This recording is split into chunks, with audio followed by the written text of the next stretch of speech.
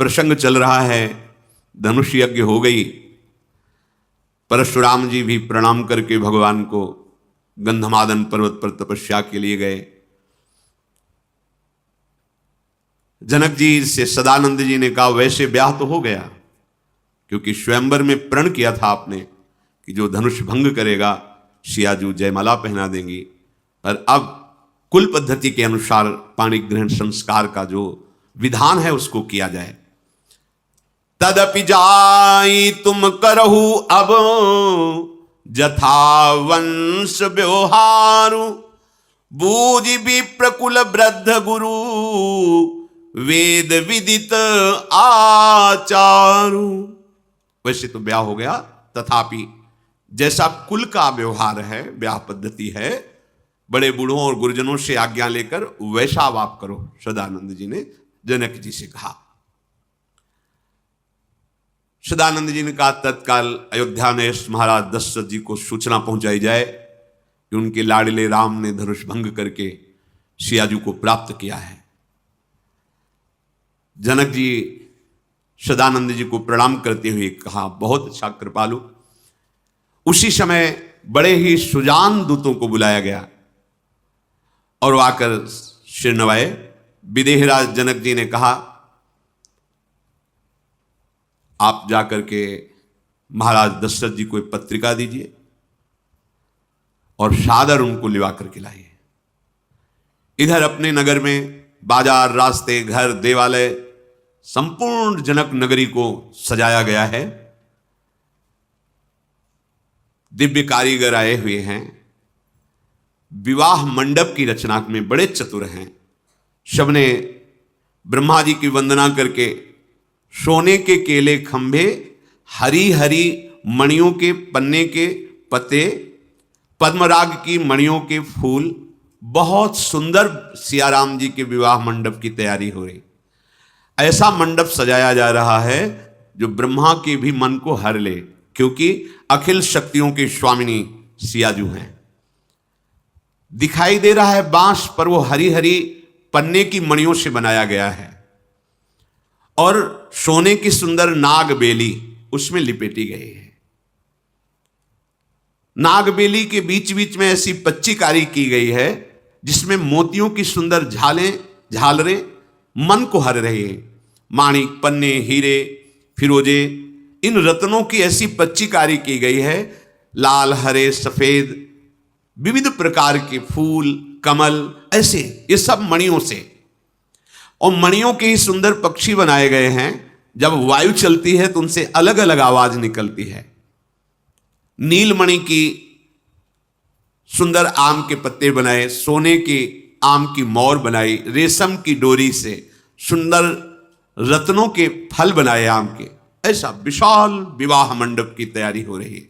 जिसने इस मंडप को देखा उसे 14 भुवन की रचना फीकी लगने लगी, क्योंकि जिस नगर में साक्षात महालक्ष्मी कपट से सुंदर स्त्री रूप धारण करके विराजमान सियाजू के रूप में, जैसे महालक्ष्मी द्वारिकाधीश भगवान के श्री पटरानी स्वरूपा रुक्मिणी जी,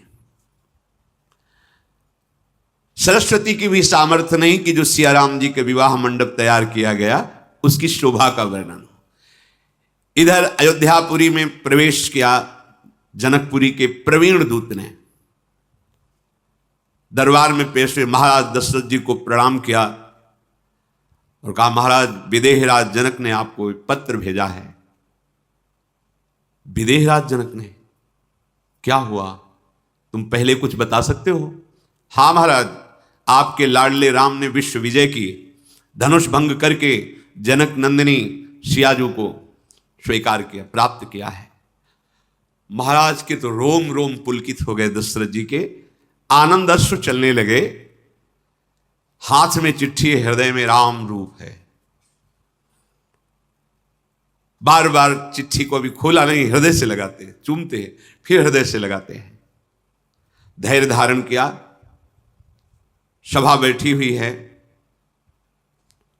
भगवान के परम प्रेमी वशिष्ठ जी, बड़े बड़े महापुरुष, महाराज स्वयं पत्रिका बांच रहे हैं। सारी सभा में आनंदोल्लास है। अच्छा, सिया राम जी का विवाह होगा। भरत जी अपने मित्रों के साथ खेल रहे थे, उन्होंने ये भी सुना, भाग कर के आए और दशरथ जी के इधर शत्रुघ्न भरत जी, क्या क्या चिट्ठी में लिखा है। अपने प्राण प्यारे राम की बात सुनकर जो भरत जी की दशा हुई, महाप्रेमी भरत जी है, वो वर्णन करने में फिर से राजा ने पूरी चिट्ठी सुनाई। पुलकित हो गए, इतना अधिक स्नेह बढ़ा कि भरत जी देश शुद्ध विस्मरण कर रहे हैं। महान प्रेमी भरत जी हैं, राम प्रेम का मूर्तिमान स्वरूप भरत जी हैं। भरत सरिस को राम स्नेही, जग जप राम राम जप जेही। आहा, बार बार दूतों को दशरथ जी हृदय से लगाते हैं। यद्यपि चक्रवर्ती सम्राट हृदय से केवल अपने समान वालों को लगाते हैं, लेकिन आज जनकपुर के दूतों को बार बार हृदय से लगे। तुम्हें ऐसी बात सुनाई कि अगर हम प्राण भी तुम्हें दें तो बहुत छोटा लगता है। कहो, तुमने अपनी आंखों से देखा है हमारे? महाराज आप कैसे पूछ रहे, आंखों से क्या, ये सांवले गौर शरीर वाले,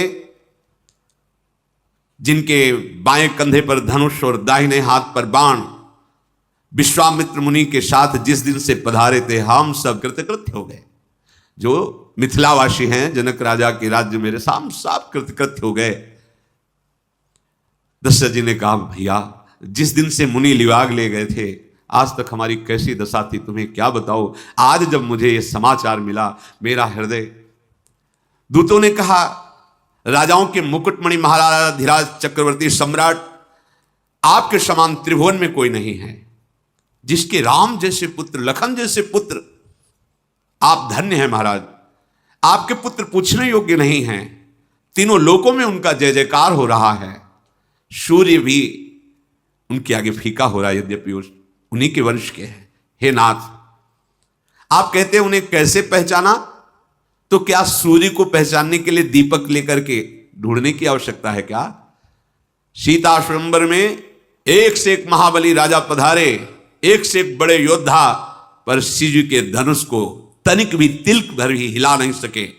सारे बलवान वीर अपनी वीरता खोकर बैठ गए।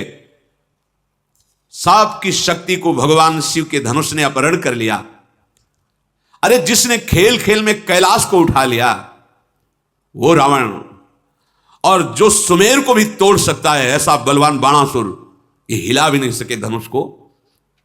उसी धनुष को आपके लाडले राम ने इसे खेल खेल में उठाकर तोड़ दिया। महाराज इसके बाद की बात तो सुनो। भयंकर तपस्या और क्रोध करने वाले परशुराम जी पधारे।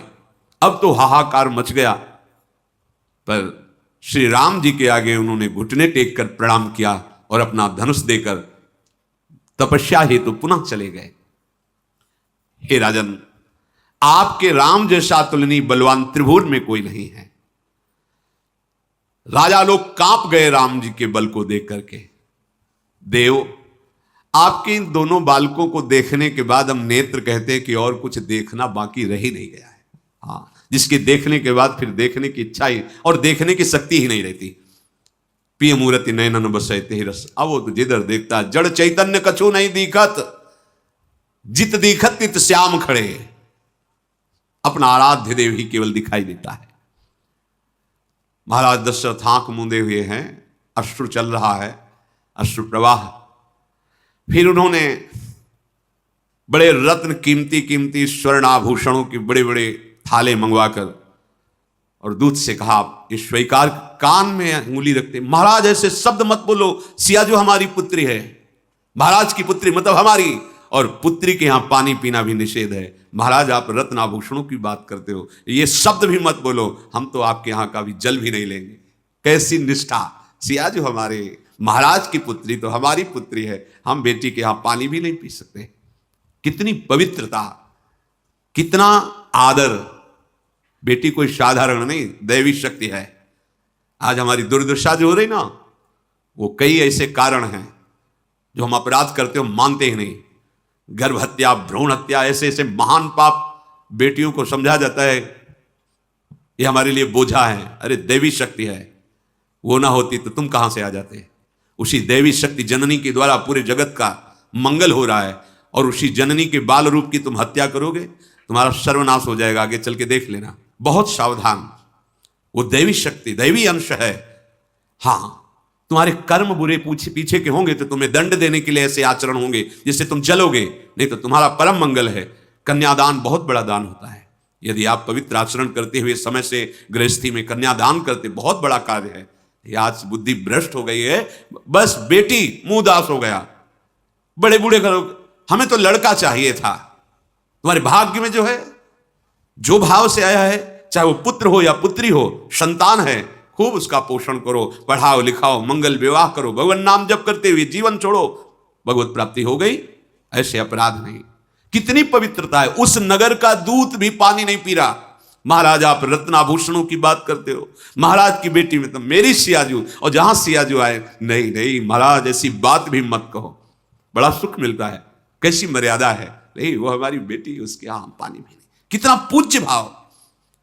चाहे जितना बूढ़ा पिता हो, जिसको बेटी ब्याह है, झुक करके उसके चरण प्रक्षालन करता है। चरण, कितना मान। आज हम उसी बेटी को किस भाव से देखते हैं। क्या तरीका हो गया हमारी बुद्धि का। बेटा बेटा, यही समझ में नहीं आता। अगर सब बेटियां ही चली जाएंगी तो ये बेटे आकाश से पैदा करोगे क्या। ये दैवी शक्ति है, दैवी अंश है। ये मां भगवती की सब अंशस्थ रूपा है। इनका आदर करो, चाहे बेटी रूप में हो, चाहे बहन रूप में हो, चाहे पत्नी रूप में हो, चाहे मां रूप में हो। मंगल स्वरूप है। हाँ, तुम्हारे आचरण जो पूर्व आचरण है, वही उनकी बुद्धि में बैठ के ऐसी चेष्टा करेंगी जिससे आप जलोगे, कष्ट सहोगे। अपने आचरण ठीक रखो, संबंध आपका मंगलमय हो जाएगा। आपके आचरण बिगड़ते हो, आप चाहते हो आपके साथ मंगलमय संबंध बना रहे।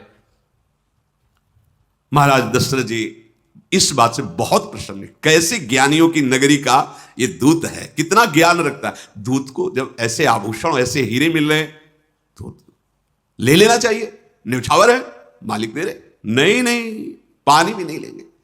समाचार देने के लिए उत्सुक होकर के वशिष्ठ जी के चरणों में प्रणाम किया। वशिष्ठ जी ने कहा, शीघ्र जाओ और महारानियों को आप ही सूचना दीजिए। वशिष्ठ जी ने कहा, महाराज, जैसे नदियां समुद्र की तरफ भागती हैं, समुद्र की कोई इच्छा नहीं रहती, ऐसे ही जो धर्म से चलता है और भक्त होता है, उसके पास सब प्रकार की संपत्तियां स्वयं भाग कर आती है, लेकिन उसको इच्छा नहीं होती। जैसे समुद्र में सब नदियां स्वयं भाग के जा रही, समुद्र की कोई इच्छा नहीं है। तिम सुख संपत्ति बिना ही बुलाए, धर्मशील महि जाए सुभाए। जो धर्मात्मा पुरुष है, संयम नियम से चलता है, शास्त्र मर्यादा से चलता है, तो विविध प्रकार की सुख संपत्तियां उसके यहां ऐसे ही बिना मांगे पहुंच जाती हैं, जैसे समुद्र में नदियां जा रही हैं। तुम्हारे समान इस जगत में ना कोई हुआ है, ना होगा। वशिष्ठ जी कह रहे हैं, क्योंकि त्रिभुवनपति अखिल कोटि ब्रह्मांड नायक तुम्हारे पुत्र बने हैं। आकर डंका बजवाओ और श्री राम की बारात तैयार करो। अयोध्यापुरी से बारात लेकर के चलते हैं। गुरु जी के ऐसे वचन सुनकर बहुत अच्छा कहकर प्रणाम किया। दूतों को सुंदर राजमहल में वास करवाया और महारानी कौशल्या जी के पास गए। बुला लिया वहीं सुमित्रा जी और केके जी को। महाराज की आंखों में आंसू हैं। आज हमारा जीवन सार्थक हो गया। तुम जानती हो क्यों सार्थक हो गया? हमारे श्री राम ने भगवान शिव के धनुष को भंग करके सिया जी का वरण किया है। वहां जो वयोवृद्ध सेवा में श्री कौशल्या जी की रहती थी, सब आशीर्वाद देती। ये भगवान शंकर की कृपा हो गई। कौशल्या जी को जो आनंद हो रहा है, वो चिट्ठी लेकर ऐसे हृदय से लगाती है, बार बार हृदय से, मानो राम जी को हृदय से लगा रही हो। सुमित्रा जी, कैकेयी जी सब आनंदित हो रहे। उसी समय ब्राह्मणों को बुलाया और कौशल्या जी ने बहुत सी गौएं और रत्न आदि दान किए। ब्राह्मण लोग आशीर्वाद देते हैं, चिरजीवो सुतचार चक्रवर्ती दशरथ के। हे महाराज दशरथ, आपके चारों पुत्र चिरंजीवी हों। दशरथ जी ने जो आज्ञा करी थी कि बारात तैयार करो, नगाड़ों पर चोट हुई। अवधपुरी तो जब से प्रभु आए थे, रिद्धियां सिद्धियां ठखेलियां कर रही थी। सब नौ युवक, नौ किशोर अवस्था वाले, सुंदर सुंदर घोड़े, रथ, हाथी, ये सब तैयार कर रहे हैं। नगर की गलियां इत्र से सींची जा रही है। वैसे ही भगवान की जन्मभूमि है तो परम सुहावनी है। अब मंगलमयी अयोध्या में मंगलमयी सजावट हो रही। सिया राम जी पधारेंगे। एक एक घर ऐसा लग रहा है कि मानो महाराज दशरथ जी का महल हो, ऐसा सजाया गया है। बिजली की कांति वाली चंद्रमुखी नवीन सखियां मंगल गान कर रही हैं। मनोहर वाणी मंगल गीत, राजमहल से कोलाहल सुनाई दे रहा है। ये सजाओ, ये तैयार करो। दशरथ जी के महल की शोभा का क्या वर्णन, शास्त्रों लोग आ रहे जा रहे, बारात की तैयारी हो रही है। भरत जी ने जो प्रभु श्री राम का घोड़ा था, लक्ष्मण जी का, अपना और शत्रुघ्न, उन चारों को सजाया गया। भरत जी ने उनको, जिसमें राम जी दूल्हा बनकर बैठे, भरत जी अपने हाथ से उसे, प्रेमियों का स्वरूप ही अलग होता है। उत्तम उत्तम रंग के घोड़े में नौ किशोर सब अयोध्या के सब तैयार हुए हैं। घोड़े ऐसे हैं कि धरती पर चलते तो लगता है जैसे आग पे चल रहे हो। आग में इतनी शीघ्रता से पैर उठाते हैं।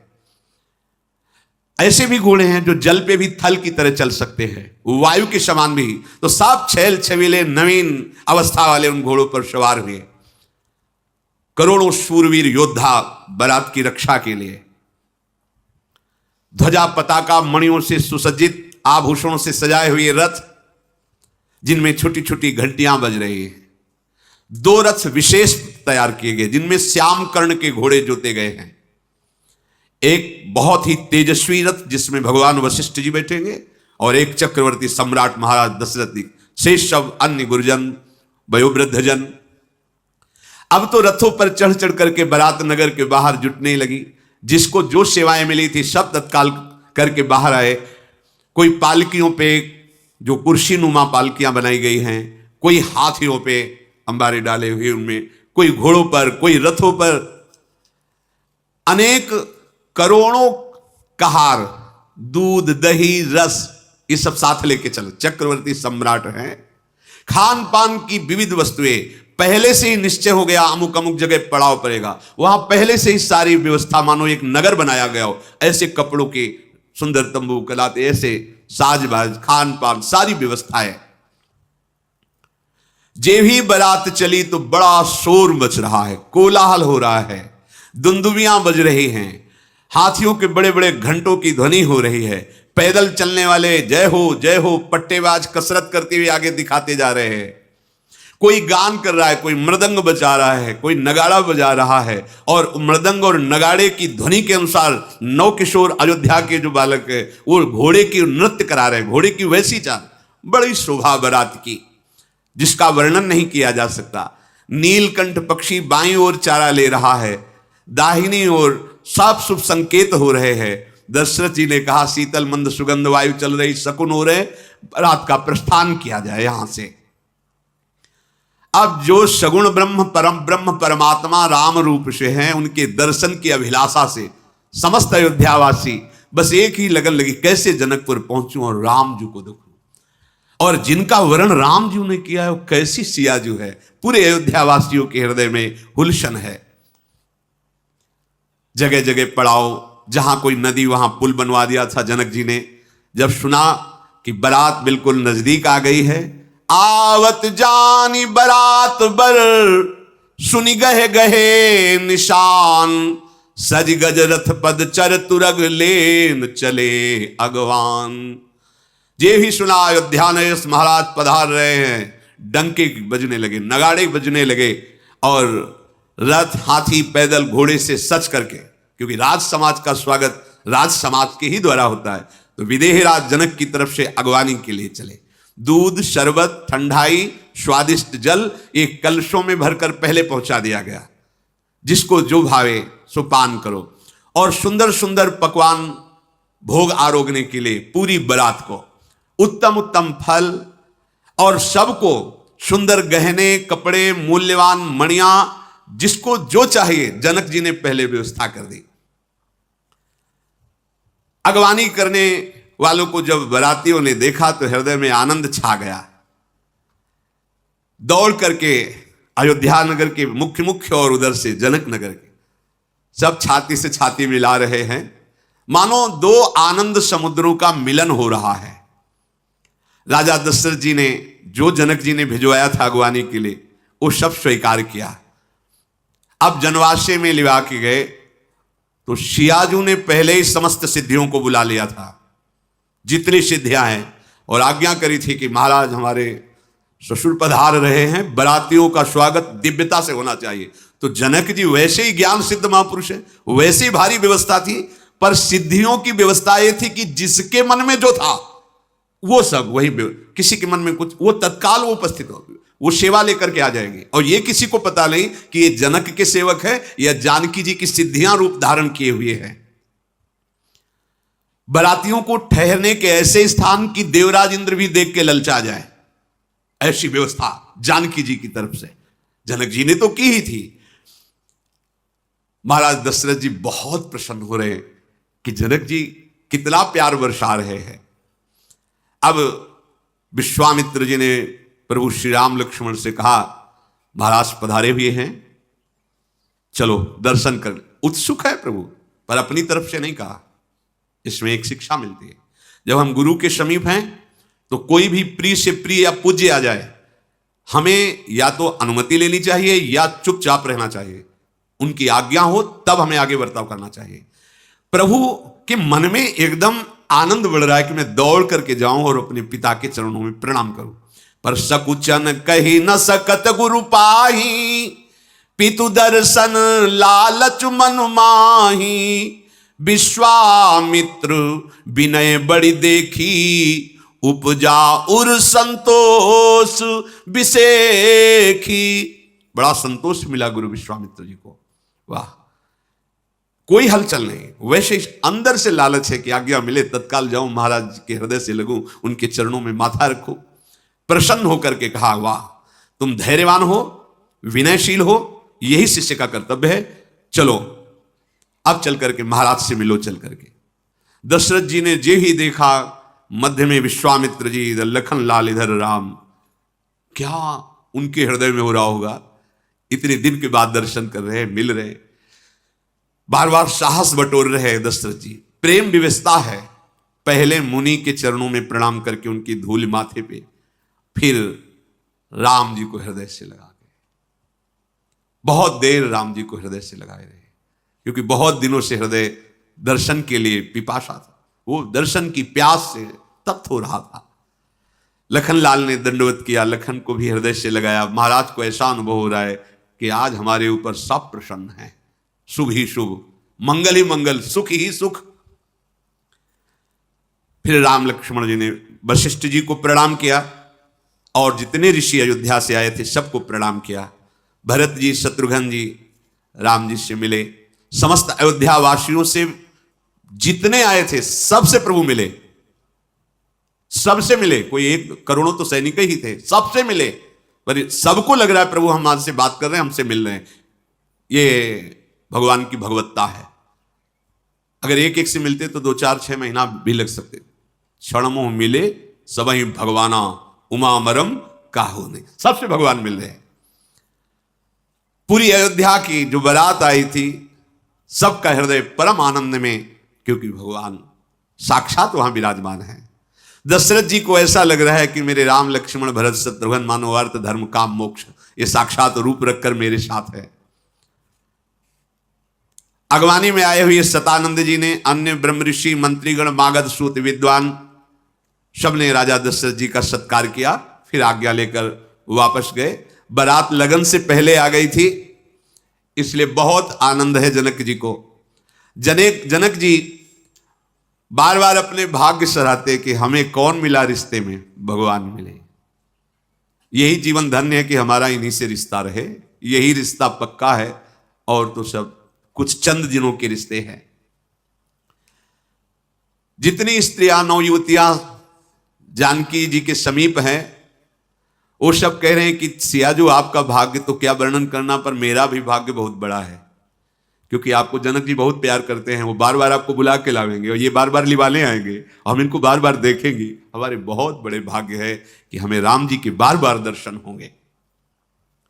बहुत सुंदर पहुनाई हुई। एक ने कहा कि आज हमें लगता है जनकपुर वासियों को जो प्राप्त हुआ है वो शायद ही किसी को प्राप्त होता। ये सांवरे, जैसे ये राम लक्ष्मण, वैसे ही भरत शत्रुघ्न, शत्रुघ्न जी गोरे हैं और भरत जी सांवले हैं, राम जी सांवले हैं, लखनलाल गोरे हैं। देखो सखी, ये तो ऐसे हैं कि इनको पहचाना नहीं जा सकता कि कौन राम है और कौन भरत है। एक ही रूप रंग एक ही, और कौन लक्ष्मण कौन शत्रुघ्न है, नख शिखा तक ऐसे अनुपम। हम तो एक मनोरथ और करते हैं कि इन तीनों का ब्याह भी यहीं हो जाए और चारों आया करेंगे तो इनके दर्शन हुआ करेंगे। सखी, हमारी सारी कामनाएं विधाता ने पूरी की तो ये भी पूरी करेंगे। ऐसी बातें करके उत्साहपूर्वक हो रहे हैं। जो कुछ भक्त राजा स्वयंवर में आए हुए थे वो भी महाराज दशरथ जी से मिले, फिर जनक जी से प्रणाम करके विदा हुए। मंगलों का मूल लगन दिन आया, हेमंत ऋतु, सुहावना अगहन का महीना, ग्रह तिथि नक्षत्र योग वार श्रेष्ठ लगन मुहूर्त। ये ब्रह्मा जी ने शोध कर पहले ही लगन भेज दी थी जनकपुरी में, पर जो लगन पत्रिका नारद जी के हाथ से भेजी थी वैसी लगन पत्रिका जनकपुर के ज्योतिष ने पहले ही निकाल के रख दी थी। दोनों एक जैसी, जो ब्रह्मा ने विचारा वही जनकपुर के ज्योतिषाचार्य ने। तो ऐसा लगता है कि जनकपुर के ज्योतिषाचार्य ब्रह्मा से कम नहीं, वो ब्रह्मा के समान ही है। निर्मल सभी सुंदर मंगलों की मूल गोधूली बेला आ गई, सुंदर अनुकूल शकुन होने लगे। ब्रह्म ऋषियों ने जनक जी से कहा महाराज सदानंद जी को बुलाया जाए और ब्याह का कार्य प्रारंभ किया जाए। शंख नगाड़े ढोल बाजे बजने लगे, दूर्वा दधी ये सब छिड़का गया मंगल। सुहागिनी स्त्रियां गीत गा रही हैं ब्याह के, ब्राह्मण वेद ध्वनि कर रहे। अवधपति महाराज दशरथ, जो इस समय देवराज इंद्र की भी छटा को लघु कर देने वाले, पधार रहे हैं। आगे शूरवीर अंगरक्षक चल रहे और सबसे पहले घोड़े पर भगवान श्री राम दूल्हा रूप से। वैसे ही सुंदरता की सीमा प्रभु में फिर दूल्हा रूप, सीधे दूल्हा है हमारे जो दूल्हा है ना। मृद पदन्यास उठत कुमकुम अद्भुत बहत समीर दुकूल। क्या श्री स्वामिनी जी और जो लाल जू का यहाँ का महामाधुर्य स्वरूप है, हमारे प्रभु हैं। अति लावण्य रूप, अनुपम, और उसमें जैसे समुद्र शांत और तरंगाए मान, इतना अंतर है। शांत गंभीर दूल्हा और ये महाराज तरंगायमान दूल्हा है। खेलत रास दुल्हली दूल्हा, बहुत मृदु पदन्यास उठत कुमकुम रज अद्भुत बहत समीर दुकूलहु कबहु श्याम श्यामा दसनान। चलो आगे चिंतन का सब विषय है। अति लावण्य रूप, अभिनय, ऐसा महाराज।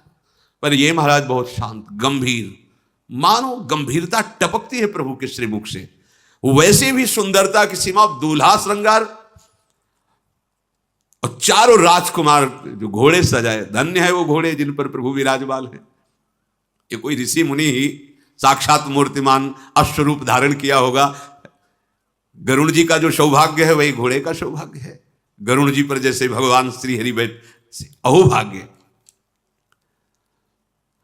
समस्त देवता लोग दुंदुबियां बजा रहे हैं, दूल्हा राम जी के ऊपर पुष्पों की वर्षा कर रहे हैं। और बड़े बड़े जो शिव महादिक हैं ये सब मनुष्य रूप धारण करके वहां जनकपुरी में विचरण कर रहे हैं, ये सुख लूट रहे हैं।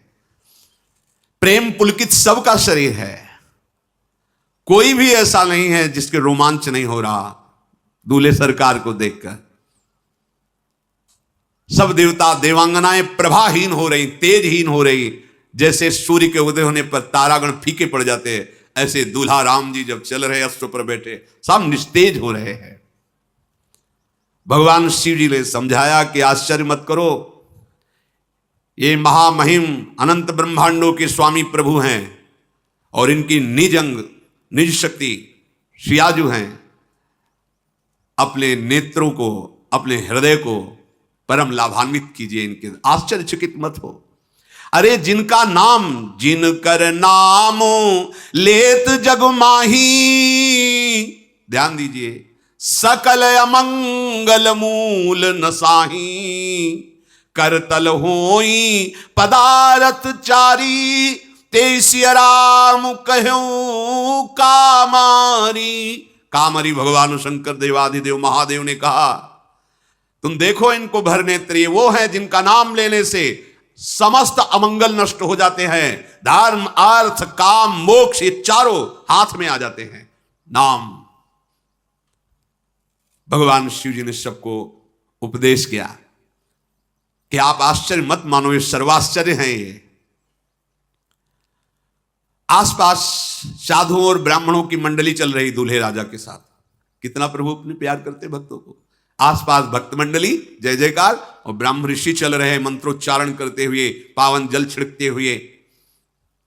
प्रभु बहुत आदर करते हैं, ऋषि मुनि भक्तों का बहुत आदर करते हैं। इतना आदर करते हैं कि जहां जहां मेरा भक्त चरण रखे वहां वहां रखो हाथ, पीछे पीछे मैं फिरूं कभी ना। ऐसे थोड़ी की दास्ता चंदन तिलक लगाए, ऐसे ये हरि की दास्ता है, हरि की दास्ता। इसे गर्व से लगाओ, इसे ये मत समझो कि लोग क्या कहेंगे। अरे उसके लिए डरो गंदे आचरणों के लिए कि लोग क्या कहेंगे। ये परम पावन अखिल ब्रह्मांडों के अधीश्वर प्रभु और प्रियाजू के दास्ता का है। ये हमारा बिल्ला है। हम कौन हैं? हम प्रियालाल के दास है, इस बात की छाप है। ये कंठी हमारा सुहाग मंगल सूत्र है, कोई साधारण चीज नहीं है। ये वो मंगल सूत्र है प्राणों से भी अधिक। जैसे सुहागिनी को मंगल सूत्र, ऐसे हमारी कंठी, जैसे वो सुहाग, ऐसे ठसक से हम तिलक लगाते हैं, प्रसादी चंदन लगाते हैं, और इस बात का गर्व रहता है कि मुझ नाथ के दीनानाथ श्यामा श्याम स्वामी हैं। नाथ अनातन हित समर्थ मोहन श्री राधा। भगवान अपने भक्त मंडली भी, ऋषि मंडली भी, अंगरक्षक, कैसी अद्भुत शोभा।